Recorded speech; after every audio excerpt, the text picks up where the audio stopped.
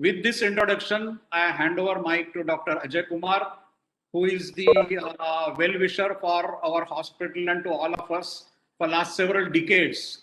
He is witness to all our transplant program right from beginning. And of course, who doesn't know Ajay Kumar in this crowd of urologists? I mean, the person who doesn't know Ajay Kumar should not be a urologist in India and also in abroad. So I don't think any introduction is required of Ajay Kumar. He's been the president of almost all the associations which you can think of, and we are very lucky. Actually, he's very busy with the National Board Executive Council meeting, but still he has managed to spare time for us. And I request Dr. Ajay Kumar to offer his opening remarks and chair the session for the urology. Over to you, Ajay Kumar, sir.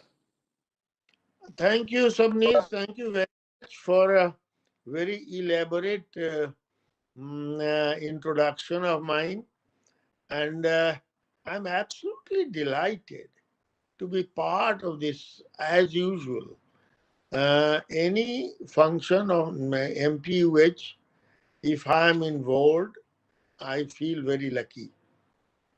And today is a very special day for MPUH, not for the MPUH only, but for all those who have been involved with the transplant program, renal transplant program of MPUH for last 40 years.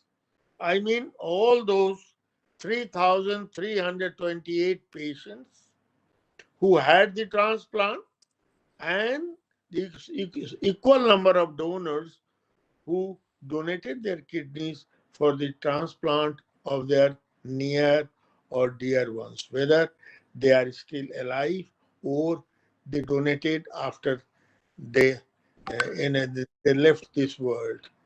So this is very auspicious moment for all of us.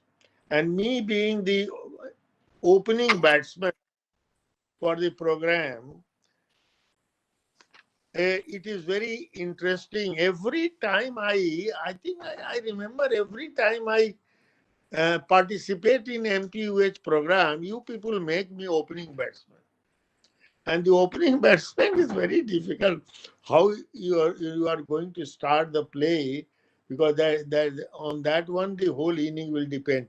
But I feel that I'm lucky to be the opening batsman, and I'm glad that I'm associated with not only MPUH but a stalwart like Mahesh Bhai, Dr. Rajapurkar, Dr. Sabnis, Ganpule, P.P. Rao, Rohan, all of you sort of who have been associated with MPUH. Now, it is 3 decades that I am part of you, and I have seen how the MPUH transplant program has progressed over at least 3 decades I know of.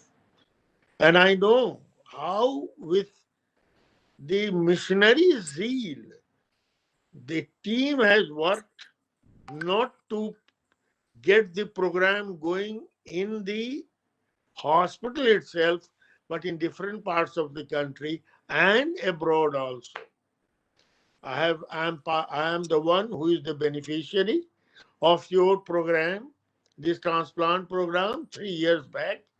We could not imagine that in Bihar we could do such successful programs, but because of the charitability and the robust optimism of my team and the enthusiasm of the MPUS team, that in Patna we have already done 48 transplants with your help, and we are progressing every day. And you have not only helped us, you have helped the people in Mumbai, in Pune, in places like, I think, Sangli. You started a program. And if I correctly remember, you have started program in Doha and Qatar also. I know what difficulties you faced. Even if you wanted to do the charity, to teach people to do things, there were so many hindrances. There were such good friends in some places who didn't want you to sort of spread this great work to other places, and people maybe benefited due to that, but you passed all the hurdles and you are here when you have done so many transplants. Mahesh Desai, one need not say, has already completed, I think, more than 2086 in MPUH, and many more in other places where you started the program.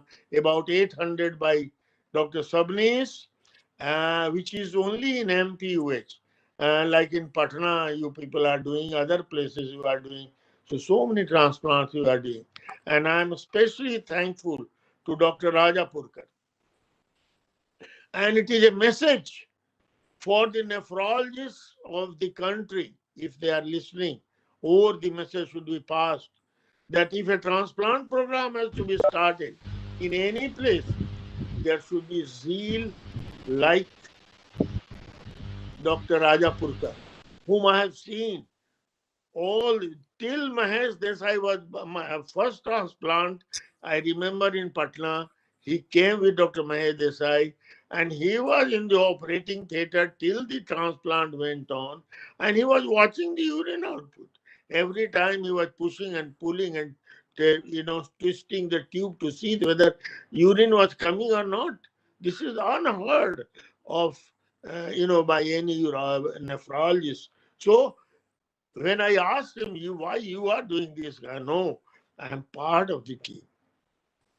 And I have to see that the things go well. So this is the MPUH. And this is MPUH team. I can keep going on and talking about it. But here I have to stop and start the scientific program. And the first speaker, well, it is everybody guess who is the first speaker. Dr. M.R. Desai, he doesn't need any introduction. Amongst us, the pioneer in so many things and so many fields of urology, and our pride at the international urology all over the world. So with very few words, I invite Professor Desai to talk about his journey of 4 decades of transplantation in MPH, where it was started by late Virender Bhai, who did 10 transplants. Unfortunately, you know, uh, we lost him, and then Mahesh Bhai started the journey from there and narrate everything, from now on in next 15 minutes, how they have reached here. So, Mahesh Bhai, please. Thank you, Ajay. And it is wonderful to have you with us and uh, starting the program. And only one thing, I borrowed 5 more minutes from Sabnis to complete my uh, the, the journey, which has been very, very passionate. It was 6th April Mahesh Bhai, 19. Mahesh Bhai, can I stop you here? You borrowed from Sabnis, all right, but in this session, I'm the person in authority, and I give you permission to carry Oh, on for 6 minutes. Okay? Thank you. thank you. Well, it was on the 6th of April 1980, we did a first transplant. So it is almost 41 years. And it is a long story. And uh, I would like to tell about the kidney transplant from 80 till now. And there are so many people who have sacrificed. They are not here now, and for whom the bell tolls. Um, then, in short, first, I would like to say our journey of 4 decades, and uh, it was slowly our transplant picked up, and then we, as you see from the graph, and till last year when it came down because of the COVID, and we completed about 3,328, and this is a monthly average of 12 to 8 to 12, because that's the limitation of our beds, and that was we have done, and that we are going to change. But I would like to say something very interesting. When we started, not much, IKD was just coming up that time, and we started, and initially most of the patients were from Gujarat. But somewhere in 2002, slowly the other places started coming, mostly from Rajasthan and Madhya Pradesh. At the moment, from Madhya Pradesh, 28% patient they come, 22% from Rajasthan, 24% from Gujarat, and then if you see, it has been divided all over the place. And this is internationally people are coming, and you can see that we are becoming a center of attraction from all over. And from India, we are not restricted only to Gujarat. It is from all over the country. We get the patient, and this is how we do. And that's our major thing. And this is the donor and the recipient. This is the age distribution and the sex distribution. What is most interesting is the donor. 60% of donor are female, and only the 18% of recipient are female. Is a male dominating thing. And then if you see, the most of the donors, they are either wife, daughter, mother, or a sister, or a grandmother sometime. Our recipients are husband, son, brother, and emotionally related. So this is a relationship which we have. Now let me tell you how we started. The initial phase, I divided into 5 categories, but I'll be talking on the first 3 one. And here is a Dr. Virendra Desai, who was from Nadiad, and he was my registrar in England. He came back in 1970, and he came to the hometown. And let me get this out, and returned to Nadiad. And then soon he realized he was frustrated in the private setup because there are so many difficult cases, and he was trained to deal with it. And there was no kidney disease institute. He thought that if he has a kidney disease, I've not been able to advance. Uh, is not Sir, advancing. from here, from Okay. left corner, Okay. you can. Okay. And then there are philanthropists like Jairam Das Patel, Achho Kaka, and Prahlad ji who helped him. And the Jairam Das Patel gave the financial support.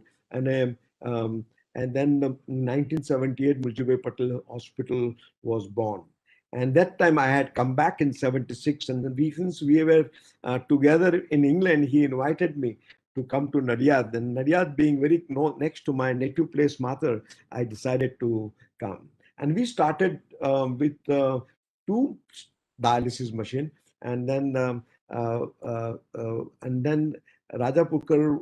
We had a Lalit Bhai, and who was a nephrologist. Rajapukar joined us in about in 88, 89. And then we increased our dialysis program. But in 79, Virendra Bhai decided that we should have a transplant. We were shocked. Even we were hardly 2 years old. We had 20 beds, and then we had two theaters. How we are going to do a kidney transplant? And we didn't have any experience in kidney transplant. It was only him who was had some, probably has seen it. He never done it. And then, but he said, no, we should start kidney transplant. There is nothing much to it. First, he planned, and he sent Dr. Rajapurkar, and Advani was a pathologist. He sent them to Denmark, and they stayed there for about 3-4 months to learn. And Rajapurkar, being a Rajapurkar, he picked up everything. Then he took 3 technician for a training in dialysis and the other part of the transplant. And soon, in the 6th April, we did the first transplant, and this is the father gave a kidney to his son. And that time, our team, he invited everyone in Gujarat. And then Dr. P.C. Patel, Dr. Satish Shah from Baroda, P.C. Patel from Ahmedabad, and I joined. And after 2 years, Nehal Patel, he came to Baroda and he joined us. At that time, the nephrologists were Lalitbhai Shah, Pradeep Pandya from Baroda, Lalitbhai from Ahmedabad, and Raja Pukar has joined as a full-time. After about 8-9 years, the Vidya Acharya joined us from Bombay, and she started helped us to start the nephrology teaching program. And there was Dr. Navneet Bodiwala was also there.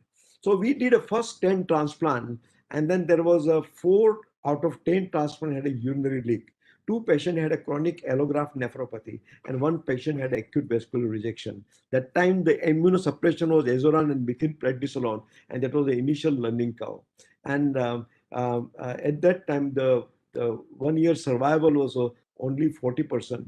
But one thing that even though 6 patients we lost, but 4 patients out of 4 patients, a couple of patients like this one, he lived for 32 years. These 2 kids, the 2 girls who standing behind were very, very small, and they grew up, they got married, and he saw that marriage, and before he succumbed to after 32 years. And then we had a problem because it was a pre-cyclosporine area. The only treatment available for rejection was methylprednisolone injection. There was a poor healing. That's why we had a urinary leak in four patients. 4 to 50 because of the high dose of prednisolone. 40-50% allograft rejection rates. Steroid non-responder usually end up in a graft loss or a chronic glomerular disease. So this time in September 82, both of us decided to go to the USA to see. I was going to spend 1 month time in Downstate Medical Center with Khalid Bhatt, who was a transplant surgeon, and it was a Paresh Patel, Paresh Desai, who was a Virendra Bhai's cousin brother. He was doing a transplant team. So I went to New York. And this was in LA where we attended the SIU when for the first time we heard about the lithotriptor by Christian Chaucy and Peter Alkin talking about the PCNL. This is unfortunately, this was our last photograph together. After that, he went for a checkup for he had a cardiac problem. And unfortunately, he underwent a surgery. And the person who didn't want to take any chance in developing transplant program, and unfortunately, he didn't survive the surgery. That was the first person. Without him, I don't think transplant would have taken off. And with his daring attitude, he was a friend, philosopher, and guide, fearless, daredevil surgeon. Man with a conviction, vision, resulted into establishment of MPUH, who is giving a world-class care. And we really owe him a great for starting the hospital. And believe me, when he started the transplant program brought up our standard, and then we could do better. Then there was a rumor that the hospital is going to close down, and then that was on. He died on the 1st December. On 14th January, his friend came, Rajendra Patel. He said, "Mahesh, hospital is going to close down." That is a rumor. Next day I asked Raja Pukar if there is any patient waiting. He said yes. And on 30th January we did a 11th transplant. This time we Raja Pukar modified the immunosuppressive regime, reduced the cortisone dose. There was a cyclosporine was still not available, but it was slowly going to be available. But I modified the ureteroneocystostomy by changing it to modified Leach-Greger technique.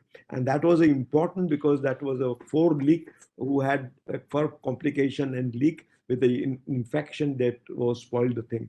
So here is the Khalid Bhatt technique where you just take a loop and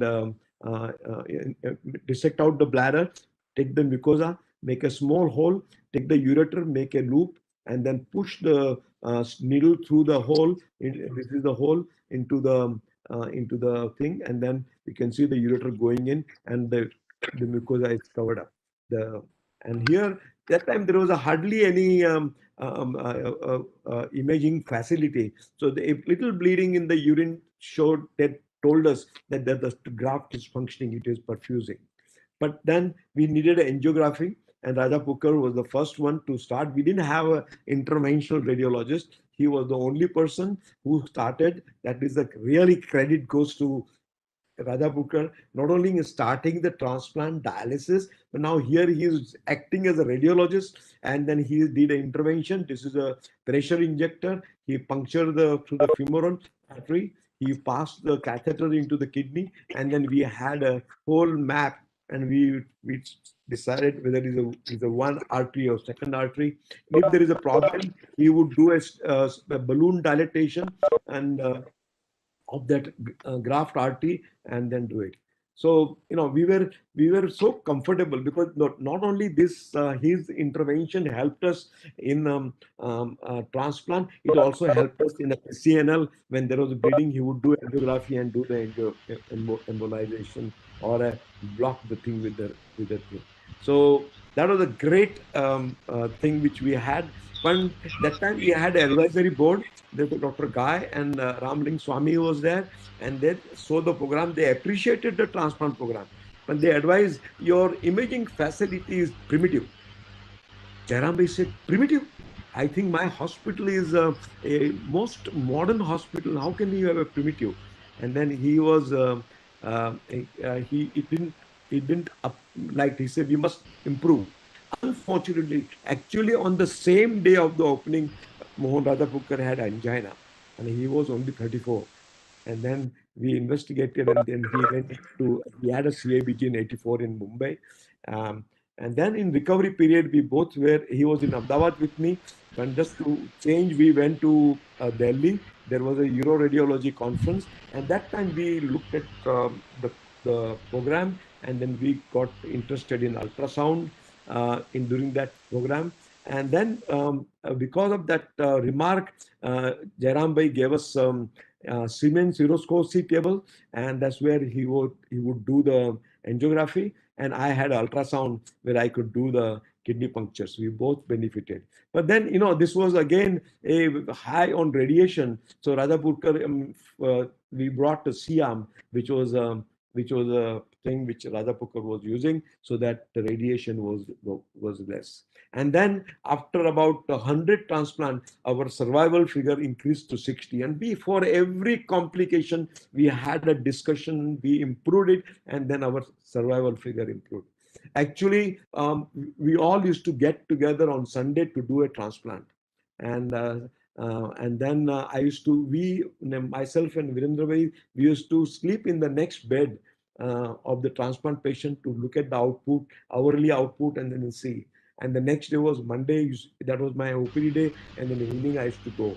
And Nalini was anesthetist, and she used to be with us. So because that time there was no other anesthetist available in Nadia for the transplant, we had a Minaben who had come, and then the Pratap came.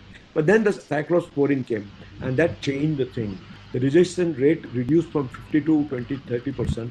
First graph year survival improved to 80 to 90%, and then improved facility for renal allograft biopsy by ultrasound guided. That was the most important contribution, I think, which we had on ultrasound in transplant, is to visualize the kidney and then take a biopsy. And that helped us to decide whether it is a cellular rejection, vascular rejection, and acute tubular necrosis. Rajapukar and his team not only did the biopsy, but they also did their own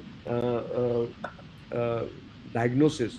But then Jairam Bhai thought that it was not fair. We must have not these people are coming every Sunday and spending their time not with the family but with the transplant. So he built a new place, and then we had a transplant ward with about 12 beds. But then slowly we went on changing because some problems were there because of infection. Today is the latest one, and this is the transplant thing.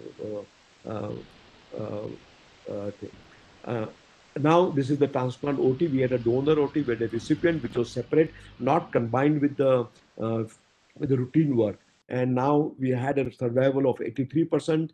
We were comfortable in doing the arterial and venous anastomosis. Slowly, when we finished 1,000 transplant, our survival rate increased to 84. And then Dr. Bapat and Vidya Achera joined to start the DNB program, and we had students now. And Then there was a risk reduction strategy for the complication, the pre-transplant preparation, operative innovation, and post-operative care. They're all three important. First was the dialysis. First, we had a two dialysis machine, then the new dialysis machine came. We had in this building, then this is a new building. What was most important aim of Radhapukkar and the team was a better nutrition, the erythropoietin to have a better correction of the anemia. Most important, once the patient on dialysis, that time the conversion to hepatitis B was maximum, and because of him, it was hepatitis B. Hepatitis B came down to almost, now it is almost less than 1%. And now today is a new transplant ward, and we have a we have a 46 transplant machine, and we can increase it to 72. And now at this moment, even in COVID situation, we are doing dialysis, we're taking care of all the patient. And most important contribution is a water treatment plant. And that Radhapukkar device, and the new one is even a better, which is gives the rigor-free dialysis. And then here, our survival figure increased to 90%. We had a little complication like arterial thrombosis stenosis, which was usually a fatal. Remaining thing he could manage, and for that now we have an angiography suit where he can do it. And then we are really benefited with that. And we looked at the graft survival of arterial anastomosis. If you do in internal iliac or external iliac, does it make difference? Our 25-year result shows it doesn't make a difference. But whatever complication like stenosis we had, it was treated in-house, and this is a stenosis corrected by balloon dilatation and now stenting. This is the one which is a pseudoaneurysm. Yeah, the stent was put, and then the aneurysm resolved. But then we were trying to find out why this some aneurysm comes or bleeds, and we found there was a fungal infection, and which was sucked in by the air conditioning, because some new buildings were going by the side. And we looked at our air conditioning system, we changed it, so many filters, and we used to do count, we count every month, so used to make so that there was no fungal infection, and that of course improved. We changed our ureteric anastomosis technique, and now we used to have a close same dissection. Only thing, instead of pushing in, we did anastomosis, and then most of the time we need not put a DJ stand only in 5%. That is also when the unsatisfactory anastomosis, small caliber ureter, thick wall bladder. But ultrasound gave us a great advantage, because if the RI immediately after the transplant, if it's 0.61, that is normal.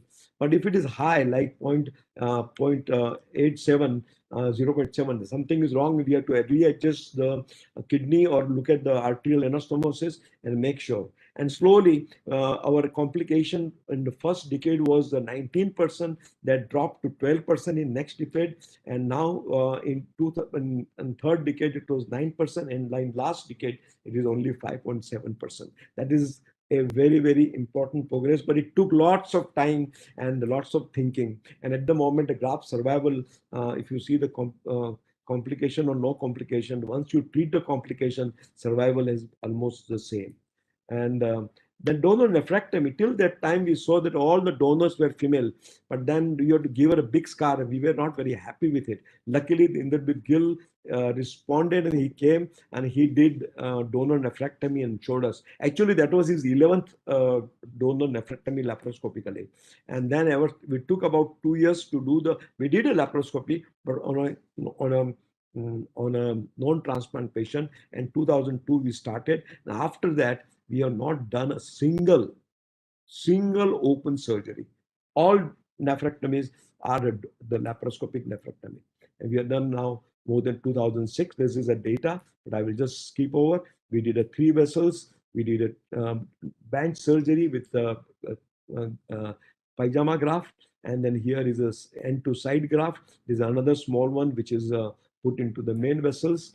And then we looked at the result, and the result were similar. Donor age, does it make a difference? It did not really make, so long as it's a matching kidney and a good kidney, and if the donor has an EGFR is more, there was no problem. Now look at this person, the Muljibhai. We did his transplant in 1983. He had a small 3 kids, and it is his wife. And today he is with the children grown up, and he has got a grandchildren. He mixed up. This photograph was taken 2 days back. 38 years survival. I think that speaks that all that effort, all that sacrifices done by everyone was paying. I think I must give it a tremendous credit to Rajapurkar and his team, who has done a wonderful job, and our team of the people. And then we have extended, because even the cadaver transplant was started nicely in IKD, but because of the government rule, there was a problem that non-governmental hospital would not get transplant done, or whatever. People from outside Gujarat would not get it. But that doesn't stop us from expanding our indication, because we found that the results were similar. And now we have in laparoscopy, we have a 52-inch screen, and only laparoscopy nephrectomy only takes half an hour to do it. Now we did a single port surgery in a young patient, young girls who were we didn't want to give them a scar, and it was done nicely. We done a pediatric surgery, pediatric transplant, and we have done now more than almost 200 transplant, and the survival rate is also very nice. Now we have done a triple transplant, and this boy, he was young, that in 92 we did a transplant. Then after a few years, his kidney rejected. Second transplant was done in Bombay, elsewhere, and somehow it didn't work at all, and I had to do a third transplant immediately in next year. And this was photographed in 2004 with his daughter, and today, this was yesterday, his daughter, look at her daughter, she's grown up, and after 29 years, and that gives you the most satisfaction of that, whatever you did for last 40 years, whatever the stress and strain you have done at his work. And this is the patient from Africa. We have done a third transplant on her, and this is a Kavita's patient in Apollo Hospital. And most important person, I must respectfully say, this Sujata. She was a coordinator. She did lots of work on with the Mohan through the Mohan illness, but she did not give her focus, and she was a social worker. She did a PhD in social worker, and she did a counseling and education. She was our lifeline between the patient and the family. She was an ethical committee, authorizing committee. She was a fundraiser. No patient went home. She collected money from lots of people. And I must say that it was a teamwork, and she was an important part of our team who did a fantastic job and given us. And then this is a cadaver. We have done few, and we have helped them, recognize them, and then the result of a cadaver and the living, they were similar. Of course, we have started a robotic transplant. Arvind is going to speak. Now, this is the new machine which just installed last week, and we will be doing that transplant. We didn't find any difference. We have done about 107 transplant, again with a good result. And if you see the decade wise the transplant result, if you see last two decade, our 1 year survival is 98 to 97%. 5 years survival is 93 to 94%. And if you see 20 years survival is 50%. This is the quality of life. This Jagdish had transplant, and then he took part in the athletic. He won the medal. And these people can have a normal life. They had kids, and then they had a normal life. Even the patient who died during the thing, they were grateful. The family was grateful because they were satisfied with the treatment which was given to them, and that was our aim. Whether we get a success or no success, but we have to give them. But this was not possible without a team effort of nephrology, urology, anesthetist, and all the residents. Without resident, we can't work. And I think this was a team taken few years back, and this is a recent our surgical team who has been doing. And then must give enough credit to the anesthetist Deepak Nalu and Pratap. We had lost him, and of course Snehal Patel. I especially would like to mention that he was a great teammate. He was a good friend, and then unfortunately he would become disabled, and then later on died. But he was one of the founder who was doing it. And then I cannot forget my residents. And now they are the alumni. And I can point out some of them are going to speak, and some of them are done better than me, better than us, and doing the transplant. This fellow has done now more than 1,000, and other people are going to speak, and then going to. So similarly, as Sabni said, we train the people and send them all over the places, but we are standing because these people allowed us to stand on their shoulder.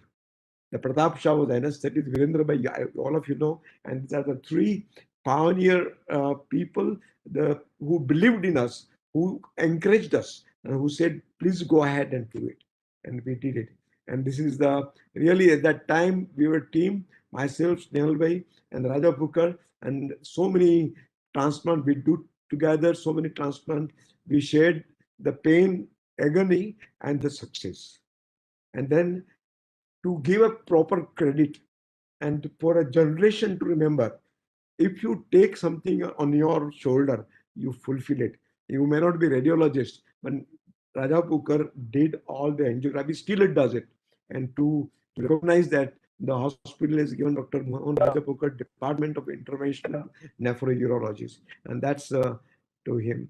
Of course, you cannot do everything without the family support. This is my family, and my daughter used to send me a song that don't let some hell-bent heart leaves you bitter. When you come close to selling out, reconsider and give the heaven above more than just one passing glance. When you get the choice to sit it out or a dance, I hope you dance. I hope you dance. And these are the people. Today, the whole work was done by my worker Abhijit and Nitiraj, who's a statistician, and Kalpesh, Jose, and Pradeep, and they helped me to put the things together. So for them, thank you. Thank you very much, Mahesh Bhai. It was a real sort of wonderful account of your journey of 40 years